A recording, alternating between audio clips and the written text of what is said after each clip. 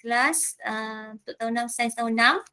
Okey, hari ini kita nak sambung lagi tentang buruj. Minggu lepas kita dah belajar tentang apa itu buruj, kemudian kita dah kenal 4 jenis buruj. Saya ada maklumkan pada kamu minggu lepas bahawa kita ada lebih kurang 88 buruj. Tetapi untuk tahun 6, untuk di sekolah rendah, kita cuma belajar 4 jenis buruj. Okey, untuk kita imbas balik kembali apa yang kita dah pelajari pada minggu lepas, apa itu buruj? Siapa ingat? Apa itu buruj?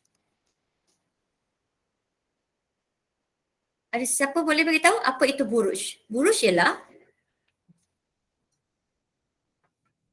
gugusan. Seorang pun tak ada ke? Aisyah? Aslan? Buruj ialah gugusan bintang-bintang di langit yang muncul pada waktu malam yang membentuk corak tertentu. Okey, itu adalah buruj. Okey. Sekarang kita lihat kita punya hasil pembelajaran kita pada minggu ini iaitu satu sahaja. Hasilnya adalah menerangkan kegunaan buruj iaitu dari segi petunjuk arah dan juga sebagai petunjuk musim. Itu kegunaan buruj. Okey, sekarang sebelum kita pergi kepada topik utama kita pada minggu ini, kita cuba imbas kembali apa yang kita dah pelajari pada minggu lepas iaitu jenis-jenis buruj. Okey, yang pertama ini adalah belantik. Ingat lagi belantik? Belantik seperti apa? Belantik seperti seorang pemburu, seorang pahlawan. Yes, seorang pemburu atau seorang pahlawan yang ada yang bertali pinggang, yang memegang pusat. Okey, itu adalah belantik. Okey, yang kedua kita dah pelajari adalah pari. Okey, pari menyerupai apa? Layang-layang. Menyerupai seperti layang-layang yang mempunyai 4 bintang. Okey, bintang yang paling terang adalah menuju ataupun menunjuk ke arah selatan. Okey, perhatikan betul kan? Saya close up kan? Okey, ini adalah buruj pari. Okey, yang ketiga adalah buruj Scorpio. Menyerupai seperti Kala jengking. bagus, seperti seekor kala jengking. Dan yang terakhir adalah buruj biduk. Buruj biduk terdiri daripada 7 bintang. Okey, seperti apa? Seperti gayung atau senjuk bersama tangkainya. Bagus, seperti senduk yang ada pemegang tangkainya. Okey, ini kita imbas kembali 4 jenis buruj. Okey, sekarang hari ini kita nak menuju atau menjurus kepada kegunaan buruj. Apakah kegunaan buruj ini? Okey, sebenarnya pada zaman dahulu buruj ni amat penting. Kepada siapa? Kepada pelayar kapal ketika berlayar ataupun kepada pengembara. Itu banyak digunakan, mereka banyak menggunakan buruj. Okey, selain daripada itu, dia juga amat penting kepada petani-petani di negara 4 musim, iaitu petani di negara iklim sederhana bagi menentukan musim menuai, musim menanam dan juga menentukan musim sejuk. Mereka berpandukan kepada buruj. Okey, ketika ini sebenarnya di mana sebelum adanya kompas dan kalender. Okey, sebelum adanya kompas ataupun sebelum adanya kalender, mereka ini menggunakan buruj sebagai petunjuk arah dan juga sebagai petunjuk arah dan juga petunjuk musim. Okey, boleh? Setakat ini boleh ikut? Boleh ikut setakat ini? Boleh. Okey, sebab apa? Sebelum adanya kompas dan kalender. Okey, sebenarnya kita pergi kepada yang pertama, kegunaan buruj yang pertama. Kita huraikan satu persatu iaitu petunjuk arah. Siapakah yang menunjukkan arah dia? Buruj mana? Okey, yang pertama ini adalah buruj apa ni? Ini adalah buruj apa? Buruj biduk. Buruj biduk. Ini adalah buruj biduk. Buruj biduk, okey, tengok yang pertamanya kat mana yang menunjuk arah utara? Bintang yang ini. Bintang yang ini akan menunjuk ke arah utara. Apabila pengembara ataupun pelayar dia akan menentukan arah mana mereka nak pergi, mereka akan tengok di langit pada waktu malam. Okey, kalau mereka jumpa buruj biduk dan mereka akan pergilah menuju ke arah utara. Okey, selain daripada arah utara, selain daripada buruj biduk, satu lagi buruj iaitu buruj apa ni? Pari. Buruj pari. Bukan buruj pari-pari Ni buruj pari. Buruj pari menunjuk arah apa? Selatan. Buruj pari menunjuk arah selatan. Okey, sekali lagi Buruj biduk arah utara, buruj pari arah selatan. Bagaimana kita nak menentukan arah timur dan barat? Okey. Kalau kita dah jumpa arah utara kat sini, katalah arah utara kat sini. Okey. Kalau arah utara kat sini, sebelah kanan utara ni arah apa? Yang ni arah apa? Kalau utara kat sini, arah sebelah kanan ni arah apa? Barat. Barat. Barat ke? Ular, tedung, sangat bisa. Ular, tedung, Timur. sangat bisa. So kat sini adalah arah timur. Kalau sini arah utara, sini arah timur, bawah ni? Selatan. Yes, Selatan. bagus. Selatan. Dan di sebelah kiri ni? Barat. Yes, arah barat. Faham Boleh? Kita dah dapat tentukan satu arah, yang tiga lagi kita boleh tentukan. Sebab dia punya cara dia, saya dah ringkaskan kat sini. Cara dia ini, ular, tedung, sangat bisa. Ular, utara, tedung tu timur, sangat tu selatan, bisa tu barat. Okey, boleh? Sama juga dengan arah selatan. Katakanlah kamu dah jumpa satu arah selatan. Katalah arah selatan dia tuju ke arah sana. Selatan kat sini. Kat sini adalah arah utara. Okey? Kalau sini arah selatan, nampak ni? Saya besarkan. Kalau sini arah selatan, sini arah utara, sebelah sini arah apa? Timur. Ya, sini adalah timur. Yang ini adalah arah barat. Boleh jelas? Okey? Boleh. Kegunaan pertama buruj adalah sebagai petunjuk arah. Terutama sekali banyak digunakan bagi kegunaan bagi pengembara dan juga pelayar kapal pada zaman dahulu. Selain daripada itu, okey, tengok ada satu dialog kat sini. Okey, perjalanan. Ke arah manakah kita harus pergi? Nampak ni dia kata apa? Ni arah utara. Tengok buruj biduk itu. Arah utara di sebelah sana. Okey, bagi pelayar pula, Kapten nak tengok apa? Okey, buruj pari, saya nak tengok buruj pari. Okey, nak cari arah selatan. Itu bagi pelayar kapal. Okey, yang ini pula, mereka tersesat di dalam hutan. Tak ada kompas hilang ataupun kompas rosak. Mereka apa? Kita sudah sesat. Bagaimanakah kita hendak mencari jalan keluar? Mereka ada map tapi mereka tak ada kompas. Atau kompas mereka hilang. Jangan risau, kita berehat dahulu, malam nanti kita cari jalan keluar. Okey, lihat buruj pari itu. Arah selatan di sebelah sana. Ayo ikut saya. Okey, ini adalah kegunaan buruj yang pertama sebagai petunjuk arah. Okey, boleh saya pergi lebih terus, lebih apa yang ke depan lagi boleh tak? Boleh. Okey, tengok Selain daripada itu, bagi orang Islam, umat Islam di negara Asia Tenggara macam Malaysia, mereka menggunakan buruj apa ni untuk menentukan arah kiblat? Tahu tak buruj apa ni? Buruj belantik. Buruj belantik. Arah yang bintang yang dekat bahagian tali pinggang ni, ini adalah sebagai petunjuk arah kiblat bagi orang Islam yang duduk di negara-negara Asia Tenggara. Okey, mereka kita menggunakan apa? Kita menggunakan kalau kita tak ada kompas, kita tengok dekat langit ada buruj belantik. Okey, dekat bahagian 3 bintang yang bahagian dekat tali pinggang tu, itu adalah menunjukkan arah kiblat kita. Okey, boleh? Ini adalah contoh contoh beberapa contoh bagaimana buruj itu digunakan. Okey, sekarang lihat yang seterusnya adalah apa? Kegunaan buruj yang kedua, iaitu sebagai petunjuk musim. Musim apa nak tunjuk? Okey, ini di mana pada zaman dahulu tak ada kalender.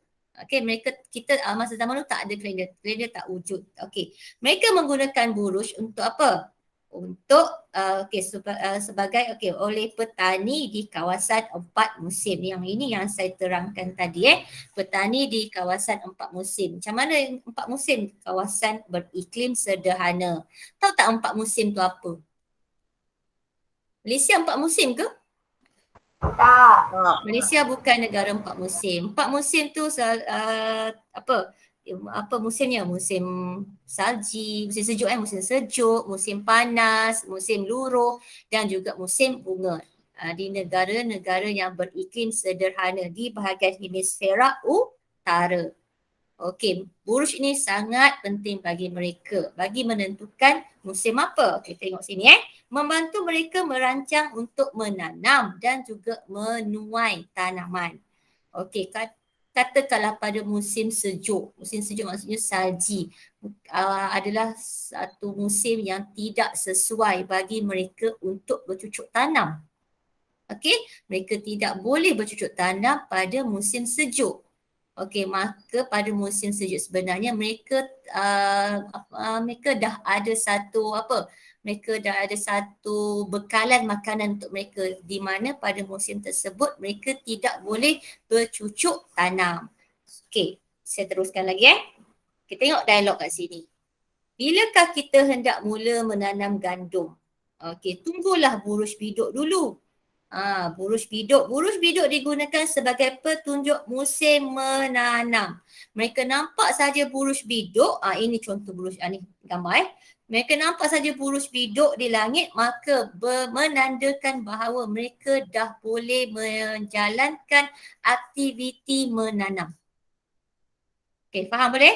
Nampak Buruj biduk digunakan apa? Nampak saja buruj biduk, mereka dah boleh menjalankan aktiviti menanam. Okey, seterusnya apa lagi? Buruj yang lain pula. Okey, nampak? Buruj belantik digunakan sebagai petunjuk musim sejuk. Nampaknya musim sejuk telah tiba. Mujur hasil tanaman telah disimpan sebagai bekalan. Pada musim sejuk, penduduk-penduduk di negara 4 musim tidak dapat menjalankan aktiviti pertanian. Okey, mereka perlu simpan bekalan yang cukup sepanjang musim sejuk. Bila buruj belantik muncul, maka menandakan bahawa musim sejuk telah tiba.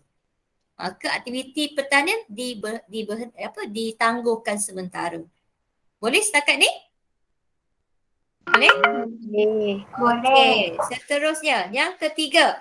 Okey, kita sudah boleh menuai kah? Tahu tak menuai itu apa? Tahu tak tuai? Tahu tak tuai itu apa? Tahu tak menuai itu apa? Menuai itu maksudnya mendapatkan menuai hasil tanaman. Mereka tanam gandum, mereka tuai hasil tanaman. Okey, tuai hasil tanaman. Ya, malam kemarin buruj Scorpio sudah kelihatan. Mereka akan dapatkan hasil mereka setelah apa yang mereka tanam. Itu maksudnya menuai. Buruj Scorpio digunakan sebagai petunjuk musim menuai. Menuai maksudnya mendapatkan balik apa yang mereka tanam. Okey, ini adalah kegunaan bagi buruj Scorpio. Buruj Scorpio tidak digunakan untuk menentukan arah. Tetapi buruj Scorpio digunakan untuk sebagai petanda menunjukkan musim menuai telah tiba.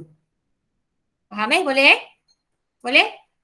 Saya ulang sekali lagi. Scorpio tidak digunakan sebagai petunjuk arah. Tetapi Scorpio digunakan sebagai petanda bahawa musim menuai telah tiba. Berbeza dengan buruj belantik, buruj biduk dan buruj pari, ketiga-tiga itu digunakan, ada di antara mereka digunakan petunjuk arah dan juga petunjuk musim. Tetapi Scorpio tidak menunjukkan arah. Dia hanya untuk menunjukkan musim menuai sahaja. Jelas atau tidak? Jelas. Okey. Sekarang saya nak kamu lihat buku mesra digital muka surat 109. 109. Okey. Kat sebelah kamu mesti ada buku tu. Boleh saya teruskan ke masih lagi nak ambil buku? Boleh. Boleh? Alia dah. Yang lain? Boleh saya teruskan? Boleh. Okey, sekarang lihat muka surat 109, buku mesra digital. Apakah buruj-buruj di langit malam? Raja 1 menunjukkan dua jenis buruj iaitu X dan Y. Dia labelkan sebagai X dan Y, buruj X dan buruj Y. A, apakah buruj? Tandakan right pada petak yang betul. Okey, apa jawapan dia A tu? Itu adalah rimbasan minggu lepas, pelajaran minggu lepas ni. Apakah buruj? Cikgu. Ya, ni dah buat ni? Dah Dah. buat. Oh, dah buat. Silap. Muka surat berapa Itu saya cakap. Oh, sorry. Kita pergi pada muka surat 105. Muka surat 105. Silap, sorry. 105. Okey, boleh terus? Boleh teruskan? Boleh. Okey. Buruj di langit malam, kegunaan buruj. Okey, maklumat di bawah adalah mengenai dua jenis buruj yang dapat dilihat di langit. Okey, buruj X. Tolong seorang baca. Jap. Siapa nak baca? Buruj X. Aisyah? Aisyah. Buruj X terdiri daripada 7 bintang. Membentuk corak seperti gayung atau senduk dengan tangkainya. Muncul di langit hemisfera utara. Okey, buruj Y. Alia Kristina. Buruj Y membentuk corak seperti seorang pemburu yang memakai tali pinggang dan tergantung sebilah pedang. Muncul di langit di antara hemisfera utara dan selatan. Okey, soalan A. Kenal pasti buruj X dan buruj Y berdasarkan maklumat yang diberikan di atas. Buruj X tu apa? Buruj biduk. Buruj biduk. Tulis itu buruj biduk.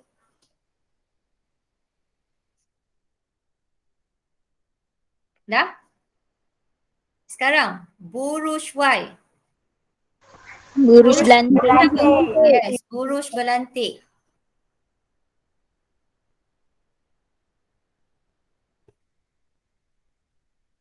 Okey, dah. Boleh saya pergi ke B? Boleh. Okey, Boleh. yang B ni sebenarnya adalah bagi TP3 Melaka. Melaka buruj ini termasuk dalam TP3, tahap penguasaan 3. Lakakan bentuk buruj X dan buruj Y dalam ruangan yang di bawah. Okey, dia kata buruj X. Kamu dikendaki melaka buruj X. Dia bagi kotak, dia tulis kat situ buruj X. Okey, macam mana macam mana nak laka buruj X tu buruj biduk? Kamu lakakan, buat pangkal-pangkal pun tak apa. Dia 7 kan? Dia 7 1, 2, 4, 5, 6, 7. So kamu cantumkan saja. Okey, macam ni. Dapat?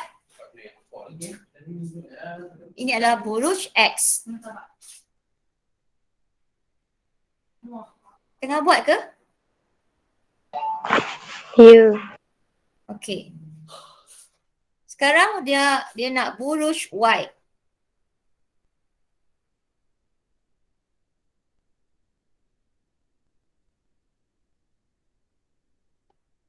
Buruj Y itu adalah buruj belantik. Buruj belantik adalah seperti seorang pahlawan yang bertali pinggang dan memegang busa. Okey, buat macam ni, buat X dulu, buat pangkal tu adalah mewakili bintang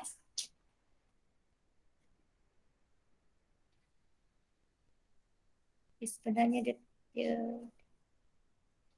tali pinggang ni macam serong ke atas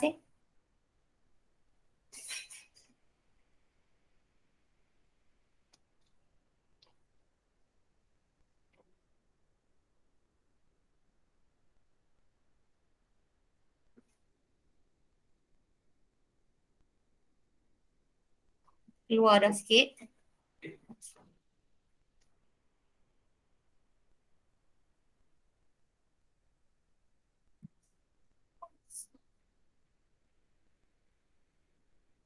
Okey. Dapat? Boleh saya teruskan? Boleh. Okey, yang buruj Y, kamu boleh rujuk juga dalam buku teks macam mana nak buat. Tetapi bintang tu kamu bolehlah wakil dia sebagai, kamu boleh nak bikin star, boleh nak. Saya lebih biasa guna X sebagai mewakili bintang-bintang tersebut. Okey, soalan C1. Petani akan mula menuai hasil tanaman mereka pada musim panas. Apakah buruj yang kelihatan di langit bagi menandakan kehadiran musim menuai? Tadi saya dah bagi tahu dah. Buruj apa? Bagus. Buruj Scorpio. Okey. Tu okey, yang kedua. Buruj biduk boleh digunakan untuk menentukan arah. Apakah arah yang ditunjukkan oleh buruj biduk? Tandakan right pada yes, dia arah utara. Okey, tandakan right pada kotak utara. Okey, seterusnya lihat muka surat 106. Muka surat 106.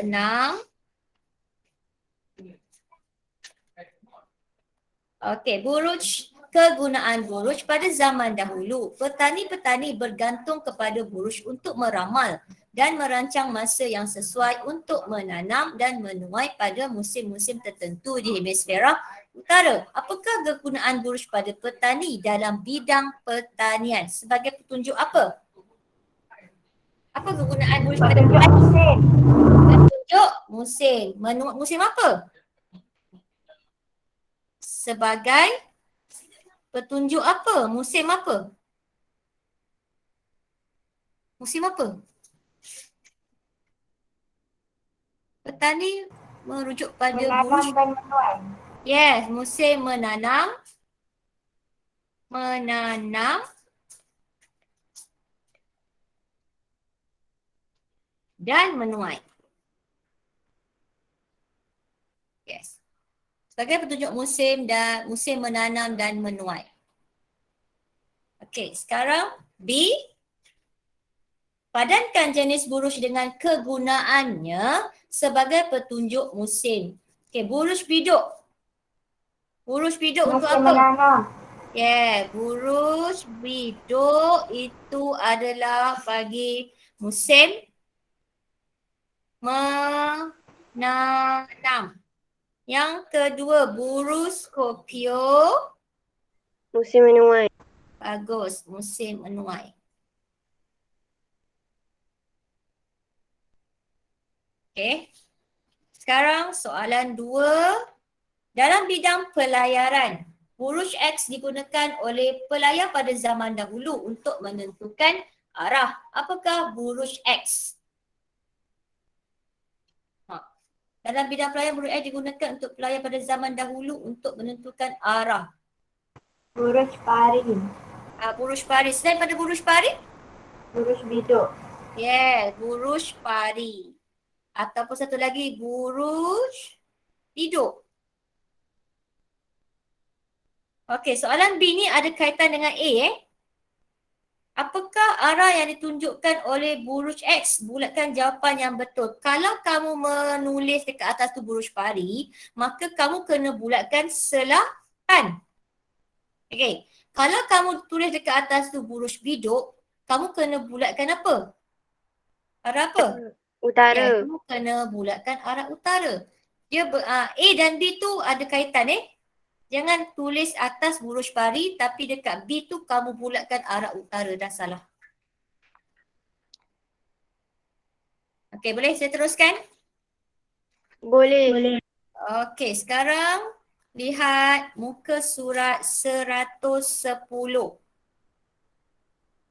Muka surat 110. Buruj di langit malam, kegunaan buruj. Raja 2 menunjukkan Bernard memerhati bintang bersama ayahnya pada suatu malam yang gelap. Apakah buruj yang kelihatan di langit pada waktu itu? Buruj belantik. Bagus. Buruj berlantik.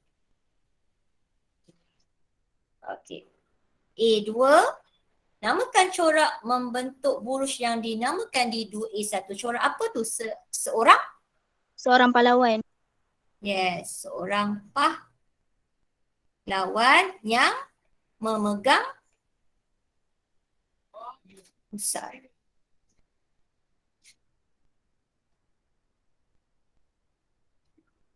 Okey.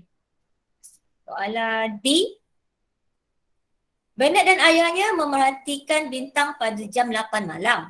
Pada jam 4 pagi, mereka sekali lagi memerhatikan bintang di tempat yang sama di halaman rumah mereka.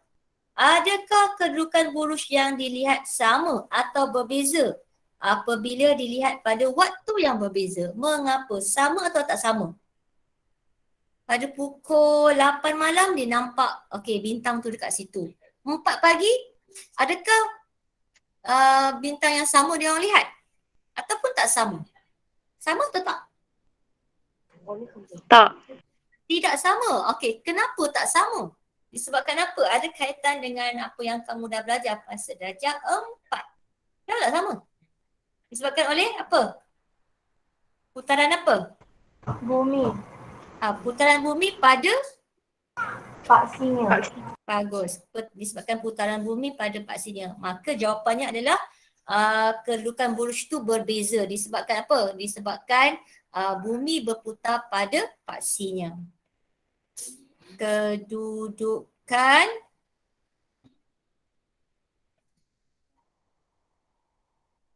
buruj tidak sama kerana bumi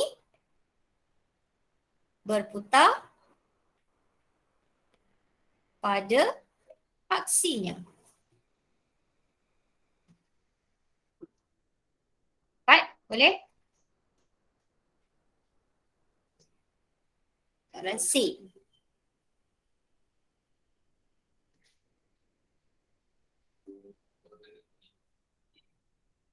Boleh saya teruskan? Boleh. Okey, baca maklumat di bawah. Okey, saya nak siapa baca ya? Christian baca baca kenyataan kat bawah, Christian.